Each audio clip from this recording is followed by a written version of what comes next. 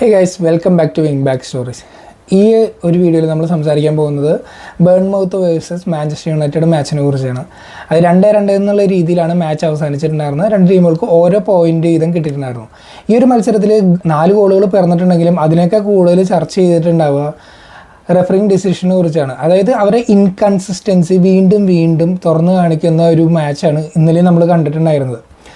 ആ ഒരു മത്സരത്തിൽ ഫസ്റ്റ് ഹാഫ് വളരെ ഒരു ലാഗ് എന്ന് നമുക്ക് പറയാൻ പറ്റില്ല. രണ്ട് ഭാഗത്തു നിന്നും അറ്റാക്കും കാര്യങ്ങളും ഉണ്ടായിരുന്നു, രണ്ട് ടീമുകളുടെ ഭാഗത്തു നിന്നായാലും. പക്ഷെ അതൊന്നും ഒരു ഗോളിലേക്ക് ഫിനിഷ് ചെയ്യാനായിട്ട് രണ്ട് ടീമിനും പറ്റുന്നുണ്ടായിരുന്നില്ല.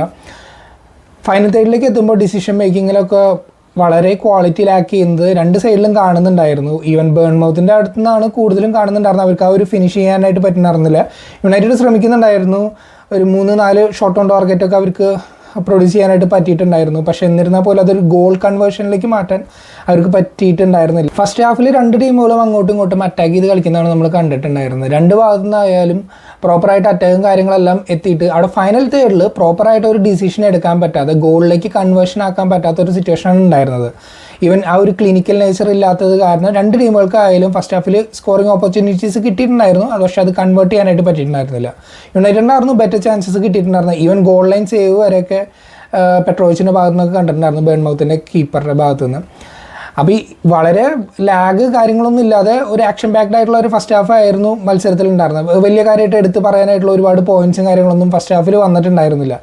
കളി മൊത്തം നടക്കുന്നുണ്ടായിരുന്നത് സെക്കൻഡ് ഹാഫിലായിരുന്നു. സെക്കൻഡ് ഹാഫ് സ്റ്റാർട്ട് ചെയ്തപ്പോഴും ഈ ഒരു ലാഗ്, അതായത് അറ്റാക്കിൽ ഗോൾ കണ്ടെത്താനുള്ള ഒരു ലാഗ് രണ്ട് ടീമിൻ്റെയും ഭാഗത്തുനിന്നുണ്ടായിരുന്നു. യുണൈറ്റഡിൻ്റെ റീസെൻ്റ് ആയിട്ടുള്ള കളികളിലെല്ലാം അവർ ഈ ഒരു എന്താ പറയുക, കളിയിൽ ആ ഒരു വെദർ ദ സ്റ്റോം എന്നുള്ള രീതിയിൽ പറയുന്ന പോലെ കളി ആ ഒരു പരിധിയിലേക്ക് ആക്കാനായിട്ട് അവർ ശ്രമിക്കുന്നത് നമ്മൾ കാണുന്നുണ്ട്. പക്ഷെ അത് വളരെ സ്ലോ സ്റ്റാർട്ടാണ് യുണൈറ്റഡിന് കൊടുത്തുകൊണ്ടിരിക്കുന്നത്.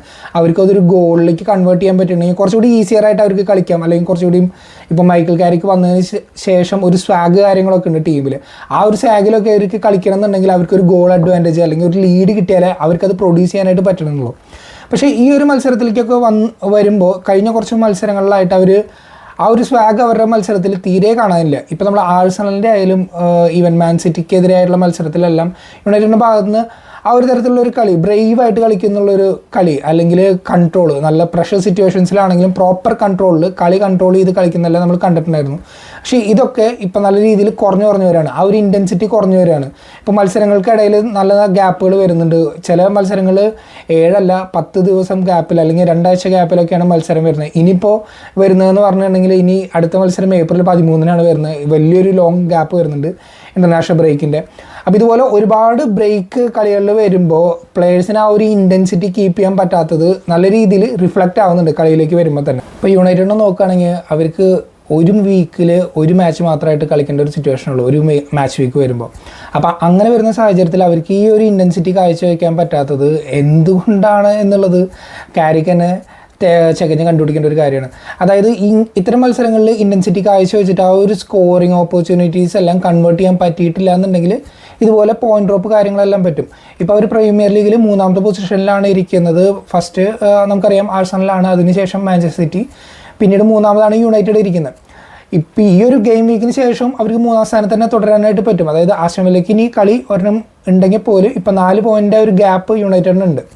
സോ അവർ ഈ ഒരു ഗെയിം വീക്കിൽ നമുക്ക് പറയാം സേഫാണ് എന്ന്, ഒരു പൊസിഷനിൽ സേഫാണ് എന്ന് നമുക്ക് പറയാൻ പറ്റും. പക്ഷേ ഈ ഒരു കളിയിൽ അല്ലെങ്കിൽ ഇങ്ങനെ ലാക്ക് ഓഫ് ഇൻറ്റൻസിറ്റി കളി ഇനി മുന്നോട്ട് വീണ്ടും അവർ പ്രോഗ്രസ് ചെയ്യുകയാണെന്നുണ്ടെങ്കിൽ ഡെഫിനറ്റ്ലി അവർക്ക് ആ ഒരു പൊസിഷൻ ലൂസ് ചെയ്യേണ്ടതായിട്ട് വരും. നമുക്കറിയാം ചാമ്പ്യൻസ് ലീഗിന് ക്വാളിഫിക്കേഷൻ കിട്ടാനായിട്ട് 5 ടീമുകൾക്ക് അവസരമുണ്ട് പ്രീമിയർ ലീഗിൽ നിന്ന്.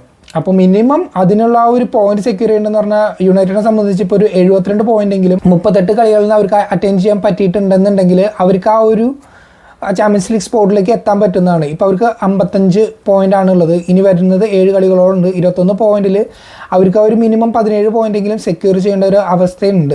എന്നാൽ മാത്രമാണ് അവർക്ക് ആ ഒരു ചാമ്പ്യൻസ് ലീഗ് ഡ്രീമിലേക്ക് പോകാനായിട്ട് പറ്റുള്ളൂ. എന്നിരുന്നാൽ പോലും അവർക്ക് ആ ഒരു ചെൽസി ആയിട്ടുള്ള ഗ്യാപ്പ് ഇപ്പോഴും 7 പോയിൻ്റായിട്ട് കീപ്പ് ചെയ്യാനായിട്ട് പറ്റിയിട്ടുണ്ട്. ചെൽസിക്ക് നമുക്കറിയാം ഒരു ഗെയിം ഇൻ ഹാൻഡ് ഉണ്ട് ഓൾറെഡി. അതുകൊണ്ട് തന്നെ ഇനി കുറേ കൂടിയും ഇൻറ്റൻസിറ്റി ഹൈ ആയിട്ടുള്ള ആ ഒരു പെർഫോമൻസ് കാഴ്ചവെക്കാതെ യുണൈറ്റഡിന് എന്തായാലും ആ ഒരു ചാമ്പ്യൻസ് ലീഗ് സ്പോട്ടിൽ അത്ര ഉറപ്പിച്ചിരിക്കാൻ പറ്റുമെന്ന് നമുക്കിപ്പോഴും പറയാനായിട്ട് പറ്റില്ല. ഇനിയും ടഫർ ഫിക്സ്റ്റേഴ്സൊക്കെ വരാനായിട്ടുണ്ട്.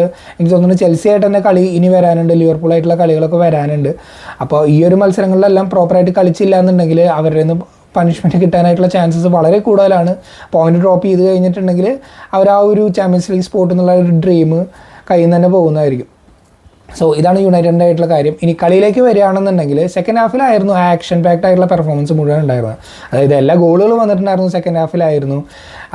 അതുപോലെ തന്നെ റെഫറിങ് ഡിസിഷൻസിലെ ഇൻകൺസിസ്റ്റൻസി എല്ലാം നമ്മൾ കണ്ടതും സെക്കൻഡ് ഹാഫിലായിരുന്നു ഉണ്ടായിരുന്നത്. ഈ റെഫറിമാരുടെ കാര്യം നോക്കുകയാണെന്നുണ്ടെങ്കിൽ എനിക്ക് തോന്നുന്നത് പ്രീമിയർ ലീഗിൽ അവർക്കിടയിൽ ഒരു കോമ്പറ്റീഷൻ നടക്കേണ്ടതാണ്. അതായത് ആരൊക്കെ ഏറ്റവും മോശമായിട്ടുള്ള ഡിസിഷൻസ് എടുക്കും, ആരൊക്കെ റൈറ്റ് ഡിസിഷൻ എടുക്കും എന്നുള്ള കാര്യത്തിൽ.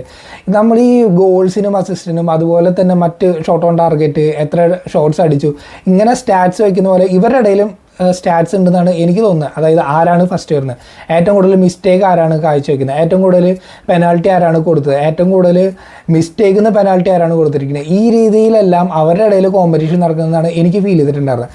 അതായത് ഈ ഒരു മത്സരത്തേക്ക് തന്നെ നമുക്ക് നോക്കാം. യുണൈറ്റഡ് ലീഡ് എടുത്തിരിക്കുന്ന ഒരു അവസ്ഥയാണ് ഉണ്ടായിരുന്നത്. 61 മിനിറ്റിലാണ് യുണൈറ്റഡിന് ആദ്യത്തെ പെനാൾട്ടി കിട്ടുന്നുണ്ടായിരുന്നത്. അതൊരു ക്ലിയർ പെനാൾട്ടി ആയിരുന്നു. അതായത് ഗോളിലേക്ക് പ്രോഗ്രസ് ചെയ്തിട്ട് വളരെ ട്രിക്കി ആയിട്ട് കുഞ്ഞ് മൂവ് ചെയ്തപ്പോൾ അദ്ദേഹത്തിനെ പിടിച്ചു വലിച്ചിട്ട് ബേൺമൗത്തിൻ്റെ പ്ലെയർ വലിച്ചിട്ടുണ്ടായിരുന്നു. അതിനാണ് അവിടെ പെനാൾട്ടി കിട്ടിയിട്ടുണ്ടായിരുന്നത്. അതൊരു അനാവശ്യമായിട്ടുള്ളൊരു ചാലഞ്ചായിരുന്നു. അത് നമുക്കറിയാം, അതൊരു ഗുഡ് ഡിസിഷനായിരുന്നു അവിടെ കൊടുത്തിട്ടുണ്ടായിരുന്നത്.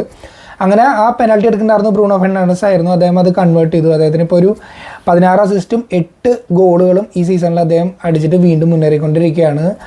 ആ ഒരു ഗോൾ പ്ലസ് അസിസ്റ്റ് ടാലിയിൽ നല്ലൊരു ഫോം ഇപ്പോഴും കണ്ടിന്യൂ ചെയ്തിട്ട് പോകുന്നുണ്ട് ബ്രൂണോ ഫെർണാണ്ടസ്. യുണൈറ്റഡിൻ്റെ ഭാഗ്യം എന്ന് തന്നെ നമുക്ക് പറയാനായിട്ട് പറ്റും. ആ ഒരു കോൺട്രവേഴ്സി ആയിട്ടുള്ള ഡിസിഷൻ വരുന്നുണ്ടായിരുന്നു 67-ാം മിനിറ്റിലാണ്. അതായത് യുണൈറ്റഡിന് ഒരു കൗണ്ടർ അറ്റാക്ക് ആയിട്ടുള്ള ഒരു സിറ്റുവേഷൻ കിട്ടുകയാണ്. അവിടുന്ന് യുണൈറ്റഡ് അറ്റാക്ക് ചെയ്ത് പോയിട്ട് റൈറ്റ് സൈഡിലൂടെയാണ് അറ്റാക്ക് ചെയ്യുന്നുണ്ടായിരുന്നത്. അമാദിൻ്റെ കയ്യിൽ ബോൾ കിട്ടായിരുന്നു. സോ അമാദ് ബോൾ കിട്ടിയതിന് ശേഷം ബോക്സിൻ്റെ ഉള്ളിലേക്ക് ഡ്രൈവ് ചെയ്ത് തന്നു. അവിടെ നിന്ന് ഒന്ന് കട്ടിങ് സൈഡ് ചെയ്തിട്ട് അദ്ദേഹം വീണ്ടും പ്രോഗ്രസ് ചെയ്യാനുള്ള ശ്രമം നടത്തായിരുന്നു. പക്ഷേ അവിടെ ബേൺമൗത്തിൻ്റെ ലെഫ്റ്റ് ബാക്കായിട്ട് ട്രഫറ്റ് ആണെന്ന് തോന്നുന്നു പ്ലെയർ, അദ്ദേഹം അമാദിനെ അവിടെ പിടിച്ച് തള്ളിയിടുന്നത് നമ്മൾ കണ്ടാണ്. ലിറ്ററലി തള്ളിയിടാണ് പോസ്റ്റിൻ്റെ ഉള്ളിൽ വെച്ചിട്ട്. നമുക്ക് റഫറീനെ നോക്കുകയാണെന്നുണ്ടെങ്കിൽ അദ്ദേഹം ക്ലോസ് പ്രോക്സിമിറ്റിയിൽ അവിടെ നിൽക്കുന്നുണ്ടായിരുന്നു. അദ്ദേഹത്തിന് ക്ലിയർ ആയിട്ട് കാണുന്നുണ്ടായിരുന്നു എന്താണ് നടക്കുന്നുണ്ടായിരുന്നതെന്ന്. ഒരു ലോങ് വ്യൂ കാര്യങ്ങളെല്ലാം അദ്ദേഹം ഇങ്ങനെ നോക്കി നിൽക്കുന്നത് കണ്ടായിരുന്നു. എന്താണ് ചിന്തിച്ചതെന്ന് ഇപ്പോഴും നമുക്കൊരു ക്ലിയറും കാര്യങ്ങളൊന്നും കിട്ടിയിട്ടില്ല. ക്ലിയർ ആയിട്ട് 2 ഹാൻഡ്സ് ഉപയോഗിച്ചിട്ട് അതിനവിടെ തള്ളിയിടുന്ന തന്നെയാണ് കണ്ടത്. അതൊരു പെനാൽറ്റി കൊടുക്കേണ്ടതായിട്ടുള്ളൊരു ഡിസിഷനായിരുന്നു റഫറിയുടെ ഭാഗത്ത് നിന്ന്. പിന്നീട് VAR ആ ഒരു ഡിസിഷനിലേക്ക് ഗെറ്റ് ബാക്ക് ചെയ്തിട്ട് ചെക്ക് ചെയ്യുന്ന കാര്യങ്ങളെല്ലാം നമുക്ക് കണ്ടിട്ടുണ്ടായിരുന്നു. പക്ഷേ ഇവിടെ ഇൻട്രസ്റ്റിംഗ് ആയിട്ട് എന്താ സംഭവിച്ചതെന്നുണ്ടെങ്കിൽ ആ ഒരു ബോൾ അവിടെ നിന്ന് വിൻ ബാക്ക് ചെയ്തിട്ടുള്ള ബേൺമൗത്ത് അവരവിടെ നിന്ന് കൗണ്ടർ അറ്റാക്കിങ് സ്റ്റാർട്ട് ചെയ്തു. യുണൈറ്റഡ് ആണെങ്കിൽ ഈ ഒരു പെനാൽറ്റി കിട്ടാത്തതിൽ കുറച്ച് ഫ്രസ്ട്രേറ്റഡ് ആയിരുന്നു. അവർ അപ്പീലും കാര്യങ്ങളെല്ലാം ചെയ്യുന്നുണ്ടായിരുന്നു. പക്ഷേ അവരവിടെ പ്രോപ്പറായിട്ട് ഡിഫെൻഡ് ചെയ്യണം എന്നുള്ളൊരു കാര്യം മറന്നുപോയി. ആ ഒരു സിറ്റുവേഷനിൽ ക്രിസ്റ്റ്യയിലേക്ക് ബോൾ കിട്ടുകയും അദ്ദേഹം വളരെ നല്ലൊരു ബോള് പാസ് ചെയ്തിട്ടാണ് ഗോളിലേക്ക് അടിച്ചു വിട്ടിട്ടുണ്ടായിരുന്നത്. അതായത് ലെമൻസ് ചാടി നോക്കി പോസ്റ്റിൻ്റെ റൈറ്റ് കോർണറിലേക്കാണ് അടിച്ചിട്ടുണ്ടായിരുന്നത്. നല്ലൊരു ഫിനിഷ് തന്നെയായിരുന്നു അദ്ദേഹത്തിൻ്റെ ഭാഗത്തുനിന്നുണ്ടായിരുന്നത്. നെക്സ്റ്റ് ഈ ഒരു കോൺട്രവേഴ്സി ഡിസിഷൻ നടന്നിട്ട് വിത്തിൻ സെക്കൻഡ്സാണ് ആ ഒരു ഗോൾ വന്നിട്ടുണ്ടായിരുന്നത്. ഇത് വന്നതിന് ശേഷം യുണൈറ്റഡ് പ്ലെയേഴ്സ് എല്ലാം പ്രൊട്ടക്ഷൻ കാര്യങ്ങളെല്ലാം ചെയ്യുന്നുണ്ടായിരുന്നു. ആ ഒരു പെനാൽറ്റി ഡിസിഷനിലേക്ക് VAR ചെക്ക് ചെയ്തപ്പോൾ അവർ പറഞ്ഞിട്ടുണ്ടായിരുന്നത് അതൊരു ക്ലിയർ ആൻഡ് ഒബ്വിയസ് എറർ അല്ല എന്നാണ്. റെഫറി ഓൾറെഡി അവിടെ ഒരു ഡിസിഷൻ എടുത്തു അതൊരു നോൺ പെനാൽറ്റി ആണെന്നുള്ളത്. അപ്പം അങ്ങനെ വരുന്ന സാഹചര്യത്തിൽ VARന് കൂടുതൽ ഇടപെടാൻ പറ്റില്ല എന്നുള്ളൊരു സിറ്റുവേഷനാണ് അവിടെ വന്നിട്ടുണ്ടായിരുന്നത്.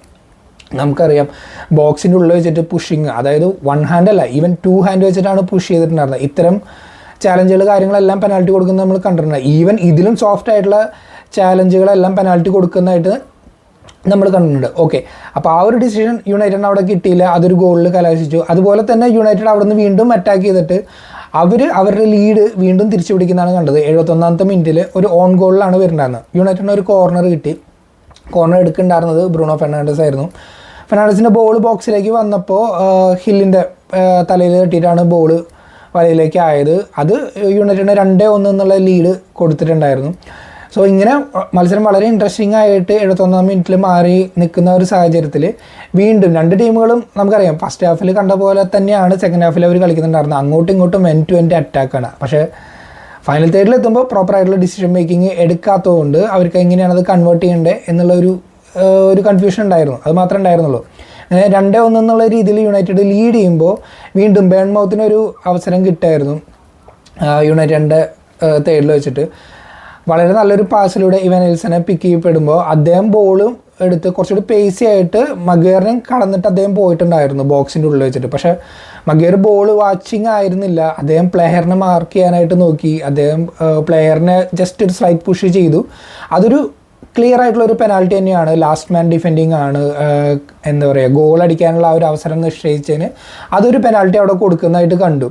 അതുപോലെ തന്നെ അത് സ്ട്രെയിറ്റ് റെഡാണ്, മഗേറിന് റെഡ് കാർഡും കൊടുത്തു. ഫെയർ ഇനഫ്, അതൊരു നല്ലൊരു തീരുമാനമാണെന്ന് നമുക്ക് പറയാം.